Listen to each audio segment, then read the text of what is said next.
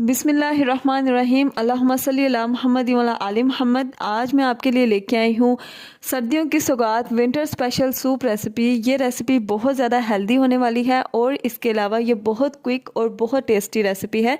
2 जग पानी के ऐड करने हैं। अगर आप इसमें मटर ऐड करें, मटर गाजरें हैं वो ऐड कर देनी है। मैंने शिमला मिर्च ऐड किया है। शिमला हम नमक ऐड करेंगे जो कि हस्बे जायका होता है, क्योंकि सूप जो होता है इसमें आप टेस्ट करके ही सिर्फ बता सकते हैं कि नमक की क्वांटिटी कैसी है।